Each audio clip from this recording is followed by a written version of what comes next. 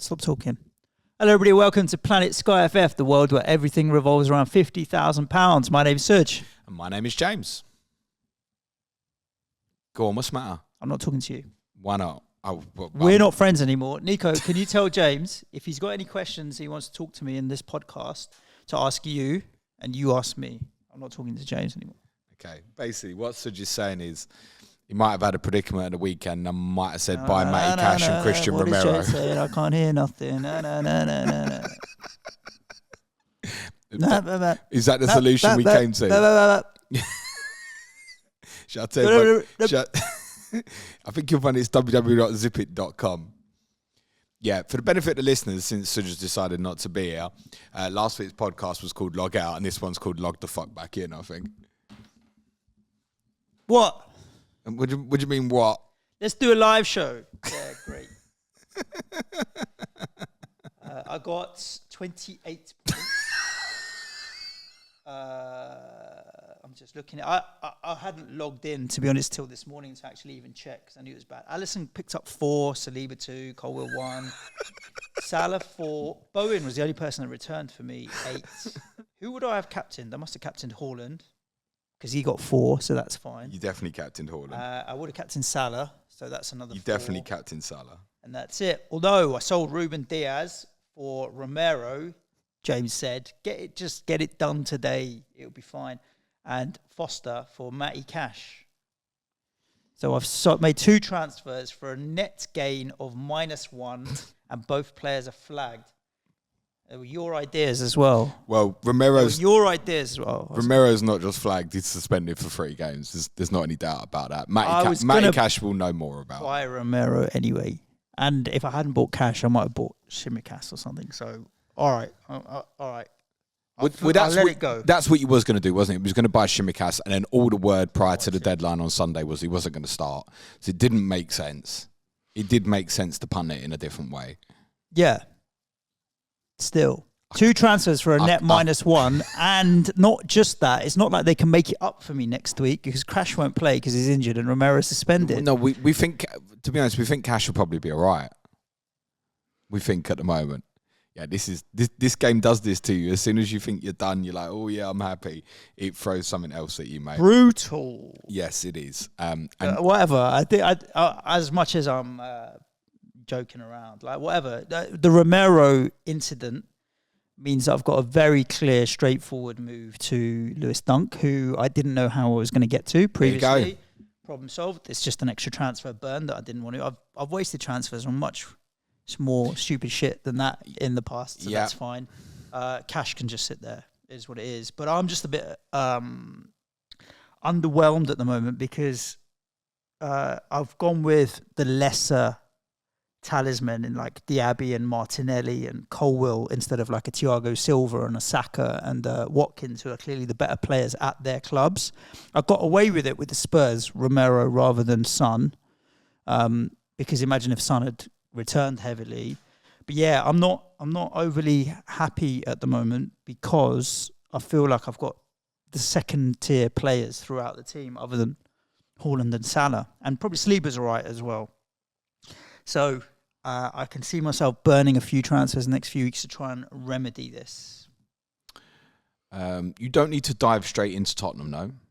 Once you sell Romero, you're going to be out. But the good thing with Tottenham, if you are just on Romero, like there's 2 clear re-entry points. The West Ham game on Thursday the 7th, which will be Romero's first game back from suspension. You can obviously go Son, Maddison, whatever you fancy instead then. Or Sunday the 10th, Newcastle at home before the Friday game against Nottingham Forest. So you are definitely going to want to go back there. I'm looking at that period with just Son and going, might just have to roll with that now.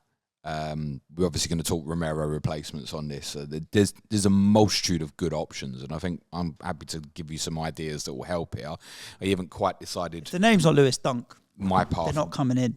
All right. Well, I to be honest, I would put that probably top of the shop. The only one I'd put definitely higher would be Saliba, if you had the money there. Already own him. You've got, fine. So there's lots of options. I'd be interested to know, though, what was your game week rank? Ooh. Just for jokes. So click on week 267739. I didn't know there was that many players. I thought there'd be over 1 million players. There's definitely people that would have done worse. So would you say just Bowen for you? Just the only Bowen return. You've not even got like a shot tier anywhere or passing tier or anything. Nothing. Tackle tier, anything. Nothing. Not a single tier. Okay, well, I scored a mighty 43 points this week, wow. which was still outside the top 100k for game week rank. The differences between us, Suj, Nick Pope, 9-pointer. Yep. Lewis Dunk, passing tier. Hyun-Min Son, captain, shot tier. That's it. That's that in terms of that's where the difference in points is. So, Dunk, Son, Pope. Was that a green arrow for you or a red arrow? Oh, no, a red. I was slightly up ahead of Monday night's car crash, which was just the final insult to injury after a bad weekend for many. It is worth saying these game week ranks, I mean, they're irrelevant. We've all been killed by probably dead teams this week. Right. I should imagine. Those who've done really well have had sort of like, say, Cole Palmer, for example. Newcastle defensive, Trippier. Foster. I've on the top 100, I've fallen back by about 30 points this week. So I was 120-ish behind. Yeah. And now I'm 150-ish behind. So on the top 100, I've fallen back 30 points and used 2 transfers. So it's not been a good week. But these things will swing back. It's early enough in the season that you just got to kind of take a breath, reset, and stick to the plan, I think. Yeah, absolutely that. But here's the mad thing. The plan's probably changed, doesn't it? Yeah, for sure. Here's the thing. For at least half of us, I would say. I would say even for all the listeners, we get this question every week on Twitter. Can I still win it? I would say I can still win it. Rank? 10k. Transfers? 36. It's going to require a lot of luck to go my way. Yes. But I can still win it. Okay. And I think I'm just more likely to be a little bit more conservative about the gambles I take and when I take them now, when I go for the alternatives. But overall, I think it's still doable. And top 1k is still doable. So I'm not panicking in that sense. But it is a disappointing week. And it has been across all formats for a lot of people. Just, you know. Yeah. Look, most of us have had a bad week. And to be honest, laugh about it in most cases. For those who've kind of got, I would say, probably in excess of maybe 50 points this week, it's pretty good, to be honest. Captain was basically the same for nearly everybody. Nearly everybody would have gone Haaland and Salah. Yep. Monday, there's variances. I guess probably Son captainers were the winners. Even like the Chelsea defenders never got passing tiers, which is astonishing with the way the game unfolded. Obviously, Cole Palmer owners are the ones who've had obviously the really big jump from Monday night. I have to say, I was so impressed with him. I've been kind of consistent from an FPL perspective of talking up a dinger over him. Yeah, Monday might have made me change my mind. He is at top level. That's getting him in the England squad next week. First choice as well at Chelsea. Yeah. Well, listen, he'll get rotated, particularly over the Christmas period and stuff, I presume. But that's why I didn't use the word nail, James. He'll stay in the team. That's why I used the word first choice. Players like Sterling will win penalties and stuff. So, yeah, there'll be little bits in there, I imagine. Their fixtures are obviously tough. But to be honest with you, I think with me already having Duncan Saliba on board, just going to Parma, it might be what I do for a transfer, which doesn't feel right going into Manchester City, but I suspect I'll probably be going there once the Everton fixture comes around on Sunday the 10th of December anyway, so I might just go, right, I'm gonna do that now. I think one that people will be thinking about as a solution as well is obviously Fulham-Wolves going a bit early. There's a number of players you need to be cautious about from that perspective. And I think at this point, when things happen that you don't expect, you can panic. And I think one of the things is worth highlighting, Suj, before I kind of go through a list of players that I think are potentially good options to replace specifically Romero with, but this might also be a case for Maddison maybe. The one benefit with Maddison, of course, for Saturday is you see the Tottenham team on Saturday lunchtime. And if you decide you want to move it from there, you can. I would just add the caveat that we think he'll probably be okay for Saturday. And if he's not okay for Saturday, he's not bad. He's definitely not bad. So it could be someone, if you're sitting there with just, say, Maddison and Romero, it might just be more useful for you just to keep Maddison. I think that sort of thing maybe needs to be considered. Whereas with Romero, it's not just a 3-game suspension. The majority of the teams play 4 times before Romero would play again. So it's a definite sell as far as I'm concerned. I wanted to highlight people who are close to suspension threshold. So players on 4 yellow cards who I think could be Sky considerations at the moment you'd need to be really careful of. There's a couple at Villa. Douglas Luiz ticks over really good, right? As a home fixture on Sunday, that may appeal. He's 8.0. Boubacar Kamara is an enabler, 6.7, also 4 yellow cards. I think probably best captaincy for me, Fulham v Wolves, is João Paulinho. He's on 4 yellow cards. You cannot make that move this week. He's going to Villa. There's every chance he'd miss the Wolves single game day. And you certainly know he's going to miss another game at some point anyway. Good old Marvellous got a booking at the weekend, so he's on 4 yellows. So that doesn't feel like the right enabler. I feel like that would definitely be Palmer over Nakamba at this stage.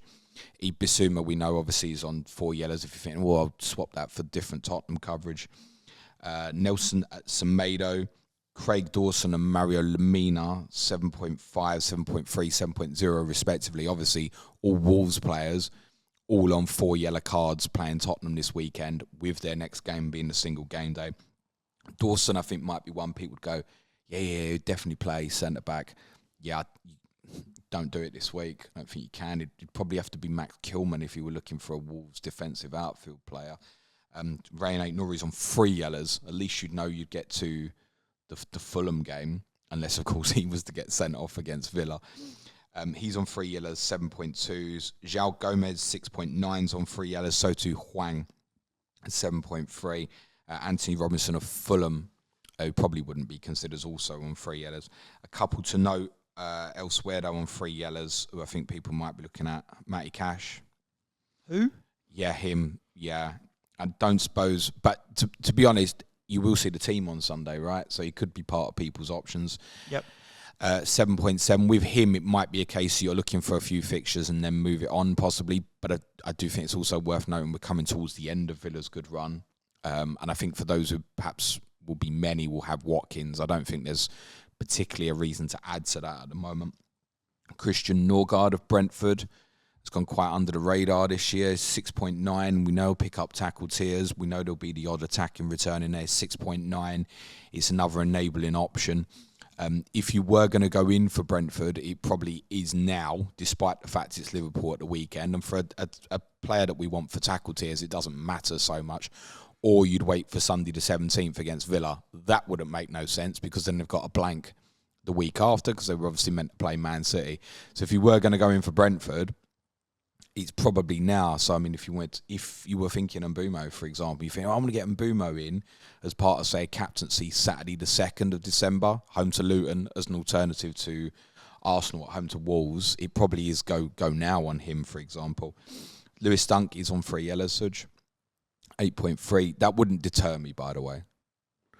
But you already know what's going to happen, right? Booking at Arsenal, Sunday 17th December, Mrs. Crystal Palace away, single game day, Thursday the 21st. That is game works, mate. Karim Mitsoma's also 3 yellow cards, 8.0 midfielder. Jordan Bayer's back, Suj. Great. Great.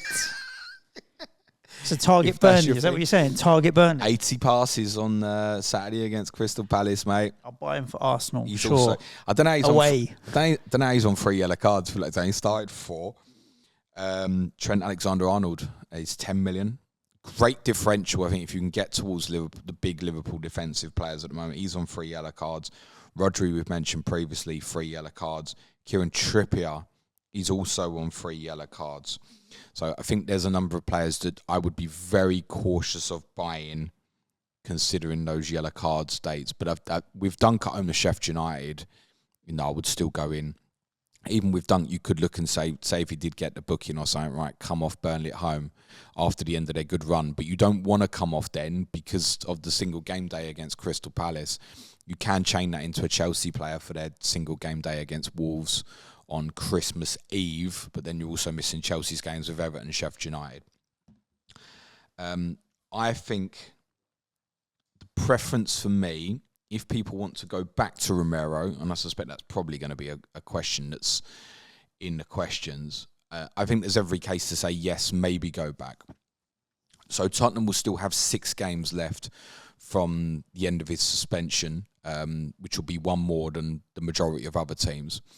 And if you had no Tottenham, i.e. if you're going without Son, then I think there would definitely be a case to go back. If you look at those games, West Ham at home, Newcastle at home, Forest away is single game day, Everton at home, Brighton away, Bournemouth at home, I think he gets passing tier of 5 out of those 6. Yeah, that's a good run. I mean, Forest away isn't going to be easy, but they are going to sit in.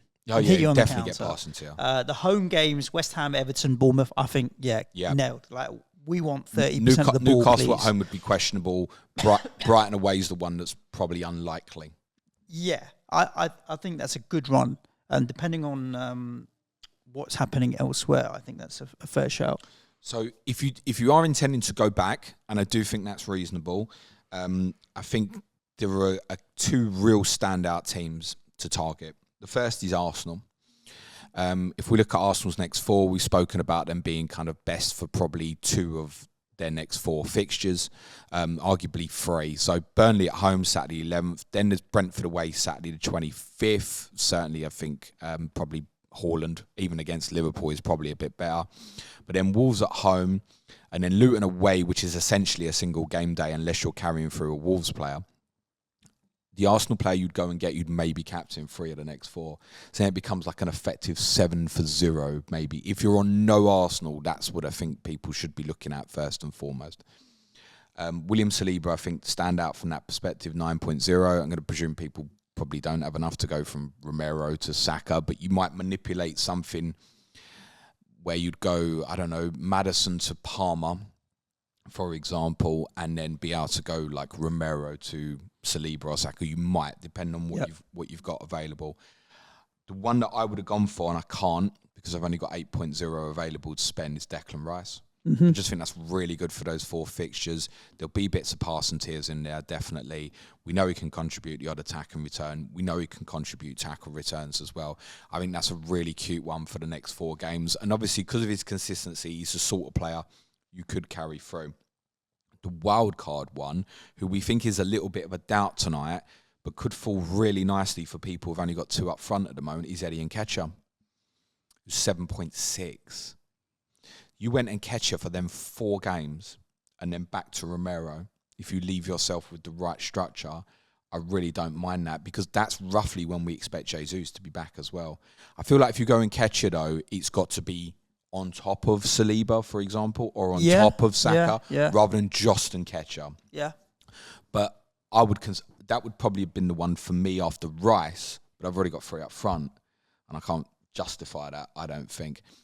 The other consciousness, obviously, if you do invest in Arsenal, is do you want to sell them to go back to Tottenham? It might be hold longer, but obviously after that Luton game, Arsenal go to Villa, Brighton at home, Liverpool away. Tougher run. Now, it is. Add West Ham into that, go on. But the other interesting Add West Ham into that run as well, go on. I'll add West Ham into that run. Yeah, boy. The other interesting, because I'd been looking at maybe going sort of Saliba to Thiago Silva on, say, Sunday the 10th, which is the start of Chelsea's good run. But the other thing I think is you should have a consciousness about Arsenal is if your intention is not to go to Romero, Arsenal will give you a secondary captaincy coverage like a second Tottenham player for a lot of the last games before overhaul. So the last 3 days, Tottenham and Arsenal play on the same day. So look, Arsenal at Liverpool is not ideal Saturday 23rd when Tottenham play Everton. But there's also alternatives that day like Newcastle at Luton, for example. But the last 2, obviously when Tottenham go to Brighton and Tottenham host Bournemouth, I guess Son will probably be the most popular captaincy as it would stand.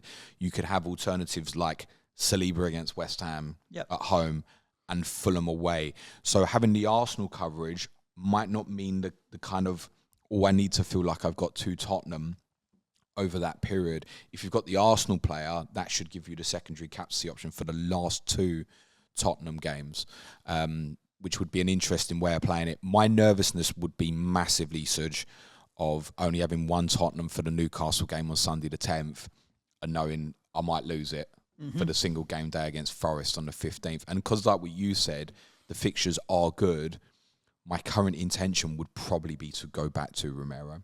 Right. I think the other team that I really like for the specific 4 games is Crystal Palace. Everton at home, Luton away, West Ham away, and Bournemouth at home. Then Tottenham against West Ham is the next day, and that's also Palace then come into a rough run. Liverpool, Man City, Brighton, Chelsea, Brentford. What do you think Joachim Andersen would score over those 4 games, Suj? It's probably not a captaincy. So let's say 8 on appearance, for sure. Yeah. I reckon I'd hedge 2 clean sheets in there. So you're going 18, yeah. There's probably 3, but I'd hedge 2 clean sheets in there. Yeah. And I'd probably hedge 2 tier 2 passes in there. So another 6. So 24. As I would expect a minimum of 24 off him. 6 a game. I'd say that's probably worth it for the 2 transfers. And there's obviously a ceiling of more if he was to contribute a goal or something. Yeah, like something that, else right? random comes in for sure. So, but I think, I think because of that, 24 is sort of a fair estimate. Rory will try and remind us as many times as he possibly can that the most clean sheets in the league this year so far, isn't it, for Crystal Palace? So yeah, and there's that as well. There's right? clean sheets, but in I think it two clean sheets from that 4 is you can't predict more than that. But I'd arguably predict a bit more on the passing tiers. Yeah, possibly. I think Everton Luton is almost definite. We don't want the ball at West Ham, so hopefully they'll keep it for longer. So the 2 is a minimum. I'm trying to be conservative with my forecast. No, and I think you probably should be. But I 24 think points, 24, 6 a game. It's all right. I think that's reasonable. And do you know what? You might even determine, if you didn't fancy Haaland against Liverpool or an Arsenal player at Brentford, that you could captain Andersen at Luton, maybe even on Saturday the 25th. I think the others probably are not optional from a captaincy perspective, as long as you've got some Arsenal against Burnley. I guess if you didn't have Arsenal against Burnley, don't have Manchester United against Luton, and we're going into Saturday thinking, I'm captaining Romero at Wolves because I don't have Son or Maddison, then you could even say Andersen against Everton this week. Is that terrible on Saturday for a captaincy if you were in that circumstance? I don't think it's terrible. No. So I think Joachim Andersen, and that one would for me would be a definite to move back, because the Liverpool City games afterwards, sure, they have the single game day against Brighton, so you could do it that way and then move it on to something else maybe, or just hold it through. But I do think that one specifically would be, 4 games, and then I'm going to move that back to whatever I want to do. So Palace are interesting. I would go Andersen over Gay. Gay is more expensive in this one than Andersen, and I think Andersen distribution-wise is much better. Similar attacking threat between the 2. I would, again, it's kind of the FPL thinking. I'd go with a cheaper one, but it's the other way around. I couldn't make a case for Gay at 0.2 over Andersen in this. I do think also you want to go rogue for a differential that most people won't be near at the moment. Eze's back. We think he'll start on Saturday. You obviously won't see the team. He probably won't play 90, but I think we could expect him to go beyond 60. You want to punt Eze for those 4 games. It's not terrible. At similar price, 8.2. Again, depends how you're set up. Couple of alternative Brighton players I think could be considered. And I think with them, you'd either hold through for the single game day against Palace on December the 21st, or you'd hold one more. So they'd play Brentford on Wednesday the 6th. Then Romero's back, but with them, you'd probably hold one more, because they've got Burnley at home on Saturday the 9th, and then maybe move to Tottenham on Sunday the 10th for the Newcastle game. So a couple of alternatives. Consider Pascal Gross, 8.2. He just really does tick over great, doesn't he? That might be one to say you're already on. I would still prefer Dunk, even on the 3 yellows. Simon Odingra, if you're looking for money, 7.0. But I think if you go down that route, you're probably sticking with it. You're going enabler, and I'm going to daisy chain, and something else is going to go back to Tottenham if you want to go back. Shimikas, obviously Liverpool, 7.2. With that, again, that's I'd probably wait for the final one Saturday the 9th, Crystal Palace away. Then afterwards they finish with United, Arsenal, Burnley, Newcastle. So that's Liverpool's 4 fixtures to Tottenham's 6 from the Newcastle game, with maybe a captaincy in there. So it's Brentford at home, City away, Fulham at home, Sheffield United away, Palace away. And I think with that as well, if you went Shimikash, you might take the view if you played at Sheffield United that you might not play at Crystal Palace, because they do play Sunday, Wednesday, Saturday over that period. So you might decide, right, I'll cut it off at Sheffield United and move on. I mean, if you didn't play Sheffield United, you cut it off after Palace. Ibrahima Konate, if you can't get up to Trent or Virgil van Dijk, I think has re-established himself into the team, is an alternative to consider over this period at 9.0. Dominic Szoboszlai is the same price as well if you're feeling particularly through. Replacements for Romero, you've pretty much named half the game there almost, mate. But I think there's a lot of options. I agree with you. It's different to normal because we can look here at all 20 teams, right? And we can also look at short-term 4 games, basically, or we can look at longer. Newcastle, a decent run of fit. The only problem with Newcastle is I think Newcastle's a hold through rather than a go back, because Newcastle play on that Thursday night when Tottenham play West Ham. They go to Everton. So you could look at it and go, well, Newcastle cover me captaincy that night instead if Romero was your only Tottenham. And then obviously Newcastle play Tottenham themselves Sunday the 10th. So Newcastle back to Tottenham doesn't work, but I certainly think Jamal Lascelles is probably growing in popularity as perhaps a new enabler here at 6.6. Their fixtures up to overhaul are good. It's more a case we want definitive Sven Botman information, I think. Otherwise, as I've said previously, I think it's possibly a transfer waiting to happen, and you're not going to go back from Newcastle to Tottenham. I think the problem for a lot of players and teams, including mine, is I don't have any come-off points for a lot of players. So take Alisson in goal, right? I'm not saying he's playing on Sunday, and then he's okay. The Man City game is not ideal, but I'm not selling him before Fulham, Sheffield United following. And the same goes for any Liverpool player. You're not selling him before Fulham, Sheffield United. So he's off the table. Saliba and any Arsenal players we talked about, their run is too good. So Saliba and Martinelli are sticking in for at least 3 or 4 match weeks right now. Cash and Diaby, I think until the Bournemouth game, I can't consider selling them. So they're staying in my team unless I've got an injury. Bowen as well, all the way up to at least the Crystal Palace game. The Spurs game's difficult for us, but then Fulham and Wolves afterwards. So Bowen, I can't consider selling unless I need to. So then it comes down to my Man City boys, and they're playing on Sunday. Then they've got Liverpool. So really, Man City are the place where I would potentially come off. But I'm not coming off Haaland, so it's only really Alvarez that I could move. So from my entire team, it's only Romero and or Alvarez at the moment that I would consider selling right now, which then means, okay, if I'm moving Romero on, I may as well move him on to something that gives me a solution for a single game day or a problem that might be on the horizon, of which there aren't many, but there is one. Fulham-Wolves. And so to give you an example of what I'm thinking in my head now, I mentioned the Lewis Dunk move there, potentially for Romero, and that was in my mind before we looked at the fixtures and had any discussion. Lewis Dunk, straightforward, simple, especially Sheffield United, Nottingham Forest. But then he's got Chelsea, Brentford, Burnley. Let me ask you a question. Up until the single game day for Palace and Brighton, who scores more points, Lewis Dunk or Joachim Andersen? Dunk for me. So then Dunk is a solution for me for that single game day all the way further down the line. Whereas if I'd gone to someone else. Yeah. So I'm thinking, if you go for Dunk, you're not coming off because you'll want definitely for the Palace, for the single game day against Palace. But Anderson could do the same thing if people can't afford. He could, Dunk. But it doesn't feel as great, does it? No. So what are the other issues that people are having? Like, what is someone really desperate to cover off Fulham-Wolves and wants a captaincy coverage for that? Or are they really desperate to have a player from a team for captaincy on a specific day? Like Newcastle, I don't have any. Do I really want him for captaincy? But I don't foresee too many problems. I'm happy to skip Fulham-Wolves. You?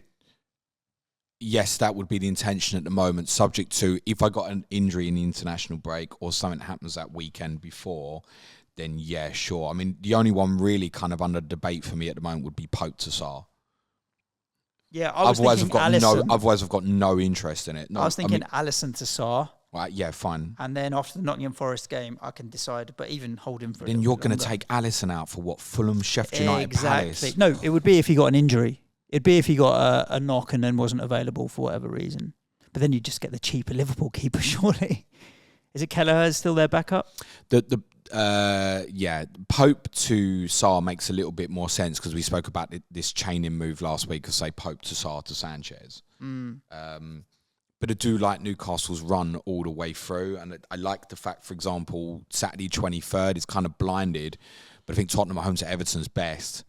But if something was to happen, say the Sun, then I'm looking there and I'm going, well, yeah, Pope at Luton is like fine as kind of an emergency cover for that particular one. Similarly as well, Boxing Day, home to Forest is probably next best after, say, Salah away to Burnley. And if I go into that with just Salah, which might be the case at that point, and there's murmurs Boxing Day morning, Salah's getting a rest or something. Yeah, Pope home to Nottingham Forest suits me fine. So I'm kind of more leaning into just leaving it, I think. It's part of my thinking about Palmer at the moment as well, is that will enable me a move, say, from Shimikas to Thiago Silva a lot easier. And then I forget the Sanchez thing. Because I do think Chelsea's run is good enough that I'd probably do want at least 2. Might even want more. Just throw a few more names out there for you. Anthony Gordon, 7.8. If you've got the luxury of moving to an offensive player, again, it's kind of what I just said. The run's good for a while. 2 West Ham players, Jared Bowen, 8.8. And Mohamed Kudus, 8.1. I mean, Forest at home, Burnley away next, then Palace, Tottenham, Fulham, Wolves. It's a good run. Like, if you want to go in, it's reasonable. And I'd certainly consider that. I'm more than happy sitting there on Bowen at the moment. We've definitely played for Bowen over Kudus, Suj? 0.7 difference? Yes. Okay. There is a Tottenham player I think could be considered. And I'm going to assume most can't go from Romero to Son, for example. But I was looking at Pedro Porro, Suj. Who I think is kind of a competitive one. It might even be one that falls into, I don't know, let's just say we did hear that Matty Cash was out for a consistent period. He's 7.8, and he hasn't blanked much. It's just Arsenal away, maybe, or not Manchester United at home because he had the clean sheet. He does feel like every time he doesn't hit a tackle tier or a pass tier, he does seem to get the clean sheet. So I think he's only blanked once, I think, since game week 2, which is really hidden at the moment, but because there's been no halls in there. Now, we do know there's offensive capability. I do think, to be honest, it's a reasonable price. This time last week, we could have made no case to buy him over Romero, but you might deem it a Tottenham solution. I don't think that's terrible at 7.8. He will get tackle tiers. He will chip in with the odd attack in return.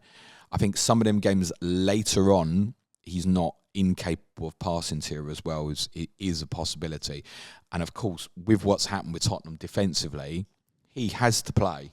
There's no doubt about it. With what's happened with Tottenham defensively, you're not banking on any clean sheet points there, surely. No, but then when we reflect on Tottenham earlier in the season, this is part why a lot of us didn't go Romero. We're going to Tottenham are going to concede too many goals. And actually, Tottenham have done quite well defensively. You can have your own debates about what happened Monday night. I get that. Are open. I suspect we won't be playing on the halfway line against Wolves. We will be a little bit deeper, I should imagine. So, yeah, Porro wouldn't be top of the shots for me, but I could understand if people were thinking, well, I need Tottenham coverage. And I'd rather have something in place now ahead of Friday the 15th, then Porro might be the solution. The other solution, of course, is to go, well, I don't want 2 transfers as part of this to go to Romero. I just want to spend 1 transfer here and just go Chelsea now. It doesn't feel right because of Man City at home, Newcastle away. But I think once you get beyond them 2, you'll feel better about it. Brighton at home is not brilliant either. Manchester United away, I wouldn't be so fussed about. Then their really good run starts. So, as I've said, Palmer's a big consideration for me at 6.5. You have to be in the luxury of 4 at the back. Levi Colwill is obviously cheaper than Romero, but I think if you go there, then it's a choice to go, I'm going back on. I think most of us were looking to move away from Levi Colwill because the passing tiers haven't been there. This is size 8.4, Silver's 8.5. You could definitely make the case if you've got the money in the bank, just go, do you know what, sod it. I'm going to clean that up now and get the Chelsea player I want now. Because we've gone, right, we predict Anderson for, say, 24 points, right? What do we predict for Silva over City at home, Newcastle away, Brighton at home, Man United away? What's par in there? 2 passing tiers, 1 clean sheet? Yeah, so 8 for appearance, assuming he plays all those games. 6 for passing tiers of 14 and 1 clean sheet, 19. So we only saying, 5 more for Anderson? 5 more points, yeah. So then, therefore, is it worth just going, do you know what? I definitely want to go back to Silva in there. Now, one of the problems with him that I've spoken about is, and this will apply to Chelsea right at the end as well, and this is part why I'd want to. Wolves away is Christmas Eve. Crystal Palace at home is Wednesday the 27th. Luton away Saturday the 30th is a lunchtime kickoff. So they have a free turnaround there. I don't think Silva plays all those 3 games. Right.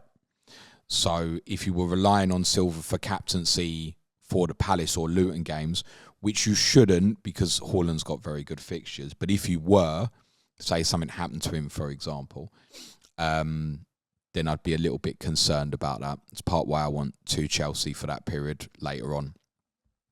So there's lots of options.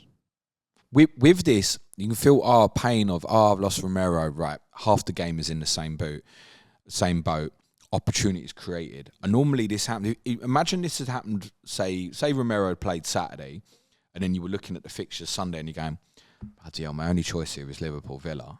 Mm-hmm. Which was part of the problem we had looking at your solutions, right? It was like, where do we go here? There's not enough choice. Now you've got the whole game. You've got the whole game to choose from.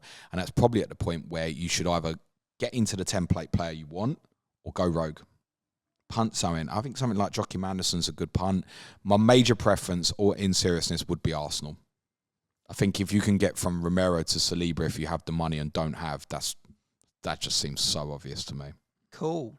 Let's just cover off captaincy a little bit. So Arsenal is favourite for Saturday. I've got 2 in Saliba and Martinelli. I'm not going to go Martinelli.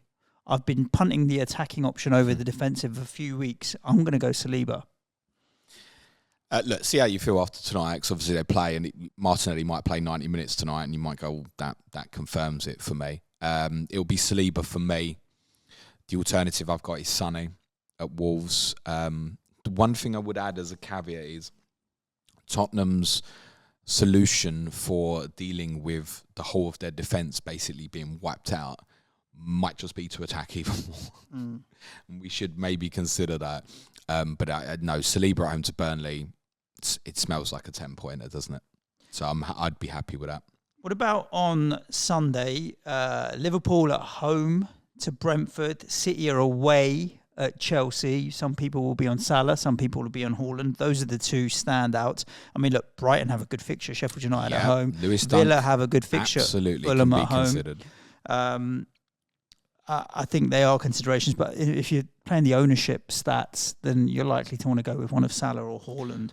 For me, I'd go Salah because it's a home fixture over Haaland. Yeah, great. For sure. And they obviously need to make up for last weekend, which I think they will. So I'd probably go Salah. If people wanted to go rogue with a Dunk or even a Mitoma or a Watkins, and you're chasing rank, then go for it. Yeah, I think Dunk's reasonable if you want to punt that way. There's every expectation to think that's a 10-pointer, isn't it? He's taking direct free kicks, and he scored again twice at the weekend, direct free kick from the edge of the box, and a brilliant volley he had disallowed, which was very similar to Eric Dyer's one on Monday night. So I feel like the attacking return for him is coming, having missed the one against Liverpool. So I don't mind it. That could very conceivably be a 13-pointer or so times 2. I think Salah's probably the safer play. I think with Haaland, you know me, Suj, and my thought process, home games I don't want to gamble against him. Difficult away games I can, if I've got a good alternative in this format. And I think Mo at home to Brentford, considering as well, probably have to play Janelt at left back. And there's nothing wrong with Vitaly Janelt, but it's not his natural position. I think, Mo on Sunday for me. Cool.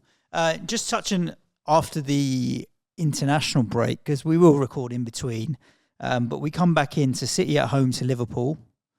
Are you planning on Mo or Haaland for that? Yeah, Haaland, yeah. Haaland, straightforward. Yeah, home game. I only own Villa players for the Sunday. So it's Tottenham Villa, Man United, Everton. So I'll end up default on Diaby, unless I go into Tottenham on that day. For you, Sonny? Yeah, or Watkins. Yep.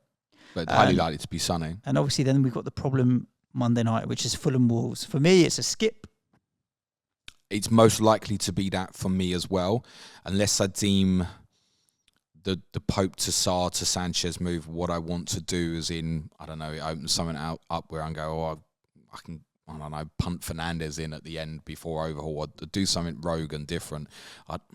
I think for me it's going to be a leave, and it'll be big for me because I find it really difficult to let these go, especially when I think for me it's Wolves, because it's Fulham away, captain, Arsenal away, shit, but Burnley at home, Forest at home's good. So across that, if you just ignore the Arsenal game, go Fulham captaincy, Burnley at home, Forest at home, yeah, it's good. And it's not improbable for Sarr to, I don't know, Wolves to lose 2-0 at Arsenal when he gets saved tier 2 or something, right? So it's not, for a goalkeeper, it's not even that terrible. So I definitely think it's Wolves over Fulham for me, because after Fulham, walk into Liverpool away, Forest at home, and then really you kind of got to come off on the Thursday, because then they play West Ham on the Sunday, and that would be your chain entry point for Sanchez. So that doesn't work. So if you were moving it onto Sanchez, you're coming in late. Then after that, Fulham go to Newcastle. Like, doesn't feel great. I think if you were going Leno for that, that's probably I'm holding it through. I would say probably all the way, because of Burnley, Bournemouth for 2 of their last 3. So you'd probably hold it. So the preference would be Wolves to use it as a daisy chain, but the intention right now for me would be let it go, Suj. I think nearly every outfield option for that is shit. Genuinely. Even you say, I'll go Hwang. It was on 3 yellows, and yeah, skip it. Suspension could come afterwards, right? Do what you do with the games, James, the tier points, which we run through each and every week, and then we will get on to the questions that have been sent in. Although, if I was to mute the word Romero on the questions, 50% would be gone. I mean, I kind of did make it clear that we'd cover it quite heavily. Credit to Andy, let's talk, because he did say in his question, I read the last line, so I know you're going to deal with it. All positions open. But yes, we have covered off pretty much all of the Romero-related stuff. So we'll get into a few of the other questions once you've told us who tiered up. No one from passing in Fulham, Manchester United, and numbers seem generally low across the board this week. Paulini had 5 tackles, but the yellow card, which now means he's close to a suspension. There was a save tier for Leno. He should have had the clean sheet to go with it as well, because I think you should do better on Bruno Fernandes' goal. Shot tier for Bruno is nothing else to speak of. Highest passer in that game was Harry Maguire on 49. We haven't spoke about United assets. I don't think it's Luton at home, so it may appeal. Then it's Everton away. Then there's tougher games. And I think Maguire probably does stay in the team at the moment, but I'm not infused. Like Luton and Everton, sure, there might be passing tier as well. There might even be clean sheets, but I'm not infused. I'd want to move it on, and your only way of moving that on is into the Fulham-Wolves single game day. Now, if you were thinking of doing that and daisy chaining that in, there's probably other options. To be honest, I'd prefer Anderson, Everton at home and Luton away to Maguire's 2, as an example, if that's what you wanted to do. A couple of passing tiers in a Brentford West Ham game, both for Brentford centre-backs, Ethan Pinnock 62 and Collins with 71. That's all there was in terms of any tiers in that fixture. Jordan Bayer has said back, 80 passes completed against Crystal Palace. Centre-back partner Dara O'Shea with 77. Sander Berge also hit tier 1 passing. There were 5 saves for Sam Johnston, who's, for anyone who's on, has been ticking over great. Joe Ward with a tackle tier. Everton, who do you think had the most passes for Everton against Brighton, Suj? Who do I think had the most passes for Everton? I'm going to say Branthwaite. Jordan Pickford with 20. Oh, okay. Branthwaite completed 8. They had no possession, did completed 8, Branthwaite. Shout out to Jack Harrison, who completed 90 minutes and completed 3 passes. Massive numbers Chasing for shadows, that, isn't it? The Brighton numbers. So Joel Veltman, tier 1, played right back, 65. Lewis Dunk, 133. Shot down by Jean-Paul Van Heck, 147. He can't be looked at. He's in and out. He's in and out. It's the same with Igor Julio. If you do want a Brighton defender, Dunk is the only one you can consider until his Superman is fit. Pascal Gross, he will play regularly though. And if you want to listen to tomorrow's Clash to Correspondents, we'd obviously talk about Brighton assets. As much from a selection headache perspective as an FPL dilemma perspective, Sam Murray joins Ben Thompson to preview Brighton Sheffield United tomorrow. Pascal Gross 117 from midfield position, absolutely massive. Billy Gilmore 88. Mikolenko with 2 shots on target, which was both for Everton's goal. Man City numbers quite low against Bournemouth, and I think this is primarily because they took their foot off the pedal. Nathan Ake 64, Manuel Kanji 72.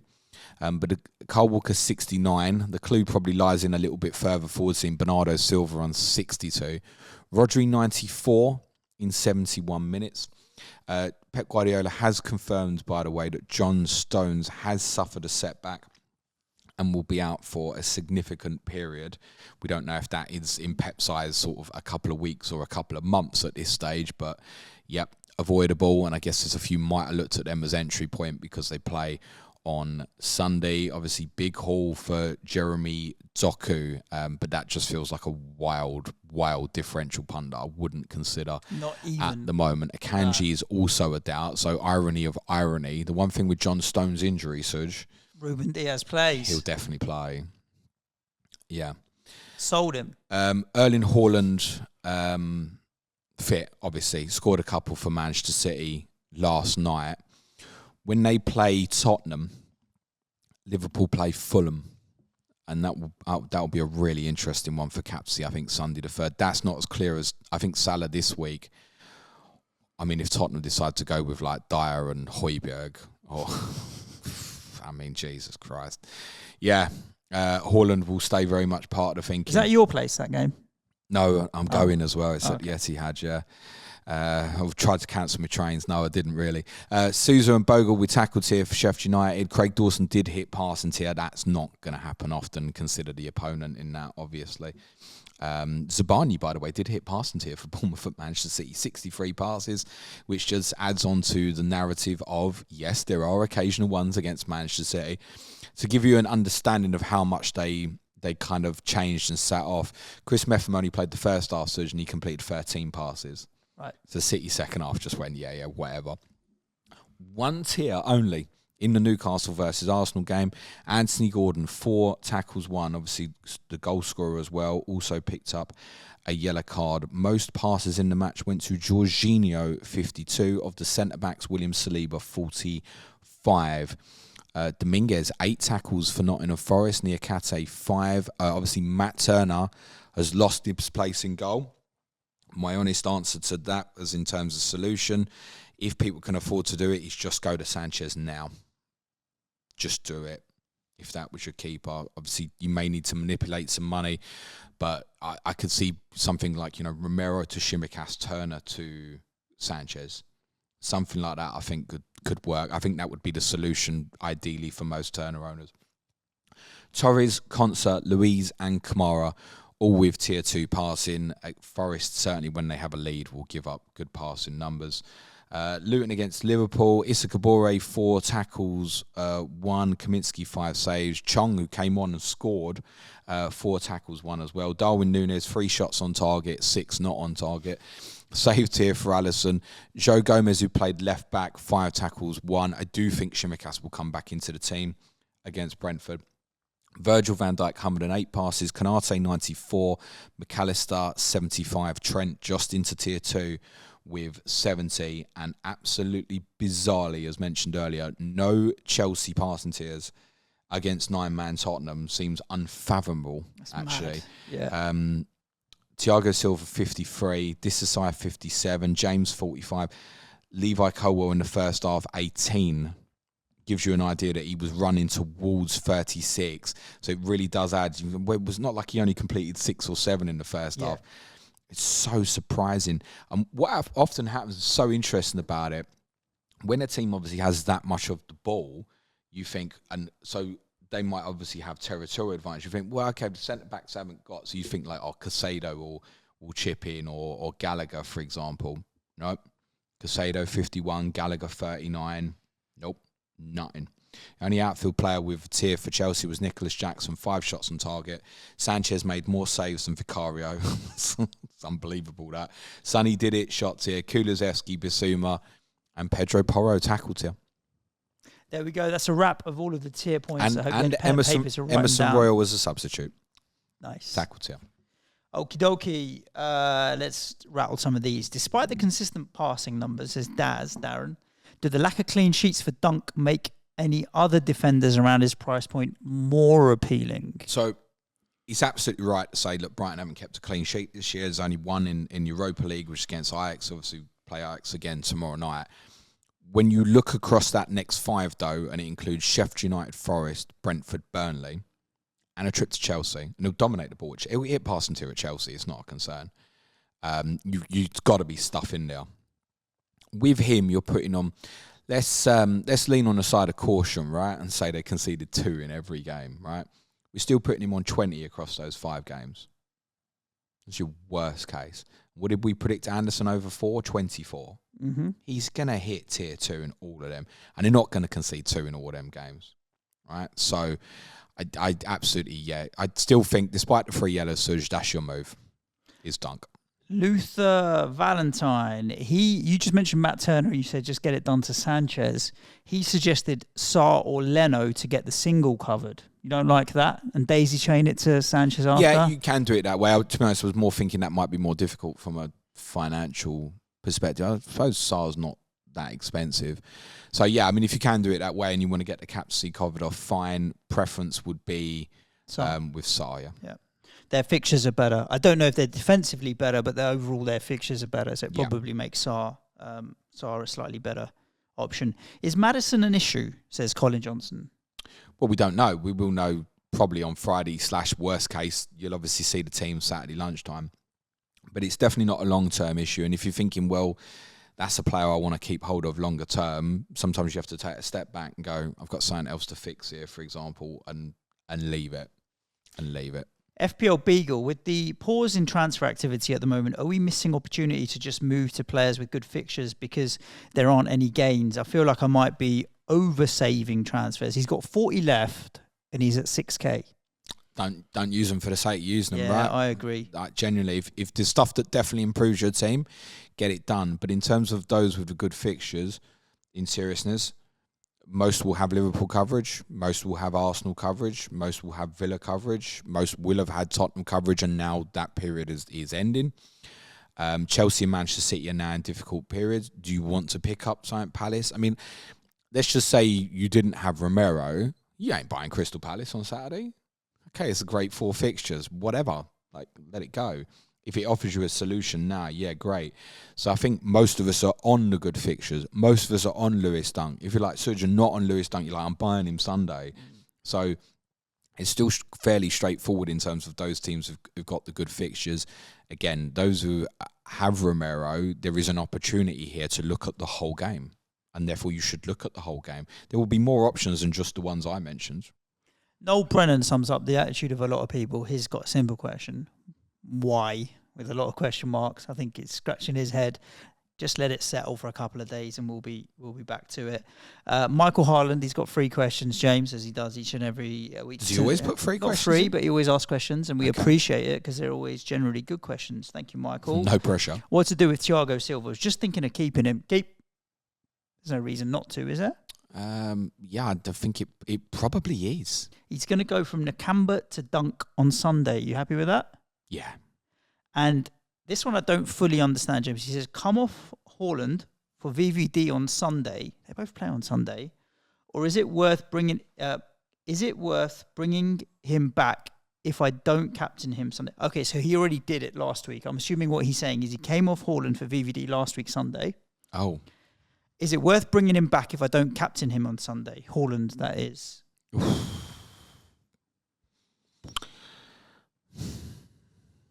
You've got James huffing there. Yeah, I wouldn't have done that. I would definitely get him back for the Tottenham game on Sunday the 3rd. Because I think Tottenham, Villa, Luton, Palace. You could make a case, maybe not Villa. You might want to, you possibly would take him on with, say, Salah at Sheffield United if he's playing. The other 3, you definitely want to captain him, in my opinion. So he'd definitely come back in for that. You could make a case because of that. Just to carry on, I think what you need is alternative captaincy options in those 2 days. So if you've got Liverpool, you're happy with that. But I mean, I think, to be honest, even though they're playing Liverpool on Saturday the 25th, Haaland would be the standout for me. Alternatives from a captaincy perspective, Bowen at Burnley, Arsenal at Brentford, Dunk at Forest he's fine, I guess. It's definitely going to be probably 4 points minimum. So, yeah, there's alternatives, in which case, yeah, because many other teams will play free in between.